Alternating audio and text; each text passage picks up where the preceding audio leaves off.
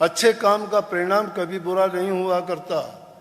अच्छा और सच्चे रास्ते पर चलने वाले को कष्ट जरूर हो जाता है, लेकिन हार नहीं हुआ करती। लेकिन जो इंसान सिद्धांतों से, मर्यादाओं से, नियमों से गिर जाता है या रास्ते से भटक जाता है, वो कभी रास्ते पर चढ़ने लायक नहीं रहता। सजा कोई परमात्मा नहीं देता, ना कोई दूसरा भी अगर दे तो कोई बात नहीं, ये तो अगर कोई देता भी है ये उसकी गलती है। लेकिन संतों की भाषा में अगर आप सुनना चाहते हो तो जो इंसान जो कर्म कमाता है वो अपना खुद के लिए कमाता है, दूसरे का कोई कुछ नहीं बिगाड़ सकता। क्योंकि कर्म जो बनाता है कर्म का परिणाम बनता है। इसीलिए सत्य कर्म करने के लिए प्रेरित करते हैं कि सत्य कर्म किया करो। धर्म है क्या? धर्म यही है, सच्चाई के मार्ग पर चलो, किसी दूसरे का हक ना मारो, किसी को तंग दुख ना दो, ना मन से कुछ दुख दो, ना वचन से कुछ दो, ना तन से कुछ दो। मन, वचन और कर्म तीनों प्रकार की बातों से जो इंसान किसी के जीवन में बाधा नहीं बनता है, किसी को कष्ट नहीं देता है, मैं कहता हूँ उसको कभी कोई कष्ट नहीं होगा। लेकिन अगर कोई किसी को कष्ट देता है तो ये भी मैं बताता हूँ, शास्त्रों के लेख हैं, महापुरुषों के वचन कि जो किसी को देता है उसको कहने की जरूरत नहीं, वो तुम्हारे सामने अपने आप भोग लेगा, उसको बचाने वाला कोई नहीं है। क्यों नहीं है? कि कर्म और किसी ने नहीं, उसने खुद ने बनाया है। जो खुद बनाता है उसको खुद ही भोगेगा, खोदता है वो खुद ही पड़ेगा, दूसरा नहीं। इंसान को इंसान बनने के लिए कहा है। इस धर्म की, इन उपदेशों की और इन सत्संगों की जरूरत ना होती अगर इंसान सही रास्ते पे होता। ये भटक गया है रास्ते से। जब अपनी अच्छी आदतों को छोड़, और इंसान का जीवन तो है भी एक विचित्र प्रकार का जीवन। ये सारी की सारी चीजें इस संसार में आके ही सीखता है। दूसरे जीव तो प्रकृति से ही कुछ सब कुछ लेके आते हैं, लेकिन इंसान तो जो कुछ भी सीखता है वो यहाँ सीख के और फिर करता है।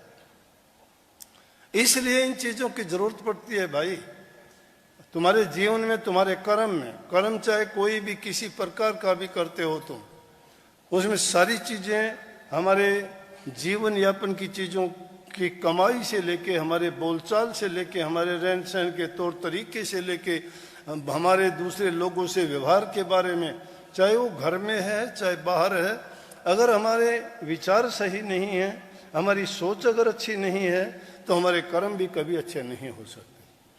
इस संतों की शरण में इसलिए जो वाणी थी, वाणी मेरी थी, ये दूसरी किसी की नहीं थी। कि बड़भागी को हो सतगुरु के दर्शन। बड़भागी में आप दूसरा कह सकता है कि क्या, कौन सतगुरु और उसके दर्शनों में क्या बड़भागीपन है? ये बड़भागीपन है। अकेला इंसान क्या इन बातों को जान सकता है?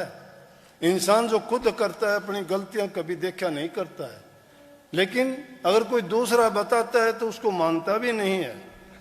अगर दूसरा कोई कहता है तो उसके साथ वो शत्रुता और दुश्मनी पाल लेता है कि मुझे ऐसा क्यों कहा, क्योंकि उसकी जो सोच है, उसका जो ख्याल विचार है वो उसको सही मानता है। दूसरा जो सही राय देता है उसको वो गलत मानता है, क्योंकि उसकी बात में, उसकी सोच में उसने एक बाधा डाल दी। इसलिए वो नहीं चाहता कि कोई उसके काम में, उसकी बात में दखल दे। परंतु ये नहीं सोचता कि उसने जो बात बताई है वो खुद की गलती स्वयं कोई नहीं देख पाता। दूसरा इंसान उसकी गलतियों को देख के बता सकता है कि इसने ये गलती की है, और अगर उसकी गलती को मान के वो अपना सुधार कर लेता है तो वो इंसान समझो तो ये बातें कौन, दुनियादारी के लोग कहेंगे, बुरी लगेगी। सतगुरु आपको वो बात स्पष्ट रूप में सबके सामने कह देंगे, किसी एक को नहीं, सबको कहेंगे। किसी एक का नाम लेके नहीं कहते, वो सबको समझा के कहते हैं, तो उससे कोई बुरा नहीं मानता है। वो कहते हैं कि सत्य वचन। जब कोई गुरु उपदेश करता है, कोई आपको शिक्षा देता है, आप कोई नहीं कहते कि गलत कहा है, आप कहते हो सत्य वचन। और इसीलिए, क्योंकि उनकी बात में किसी प्रकार की मिलावट मिलोनी नहीं होती, उनका कोई अपना निजी स्वार्थ नहीं होता, उनके दिल में किसी के प्रति ईर्ष्या नहीं होती कि ईर्ष्या बस किसी को कहते हो, नहीं। वो उसके कल्याण के लिए, उसके हित के लिए, उसके सुधार के लिए, उसके जीवन को बढ़ाने के लिए कहते हैं। और वो सार्वभौमिक होती है, सर्वजन हिताय होती है, सर्वजन सुखाय होती है। वो सब जनों को सुख देने वाली, सबको अच्छा बनाने वाली और सबके जीवन को पवित्र बनाने वाली होती है। इसीलिए कही कि बड़भागी वो लोग हैं। पहला बड़भाग है कि हमें पवित्र जीवन मिला। कितने जन्मों के बाद ये जीवन हमें मिला है, कितने अच्छे कर्म किए होंगे तब मिला है। उसके बाद सत्संग मिला और गुरु भी मिल गया। गुरु मिलना इतना आसान नहीं है। जिन्होंने गुरु की खोज की है उनसे जाके पूछो, और जिनको सस्ते में गुरु मिल गया वो गुरु का महत्व नहीं समझेंगे, या जिनको जगत की लालसाएं पड़ी हुई हैं दिल में, वो गुरु का महत्व नहीं जानते। वो गुरु को एक आम आदमी भी नहीं समझेंगे, और जो गुरु को आम आदमी भी नहीं समझता, कबीर साहब उनके लिए बहुत बुरा बोलते हैं। कबीर साहब तो कहते गुरु को मानस जानते ते नर कहिए अंध, दुखी होवे संसार में आगे यम का फंद। गुरु को मानस मत जानो, मानस तुम देह को जानते हो। देह तो इंसान की धर के आते हैं, धरी दे मानस की गुरु ने, जो तू तेरा करें कल्याण। अगर वो मानस की देह धर के नहीं आते तो तेरा कल्याण कैसे होता। इसलिए देह तो इंसान की धर के आएंगे, तेरी भाषा भी बोलेंगे, तुम्हारे अंदर रहें भी गे, तुम्हारे जैसे खान पान व्यवहार और बर्ताव भी करेंगे। अगर ऐसा वो नहीं करते हैं तो आपकी समझ से बाहर होगी, आप नहीं समझ पाओगे।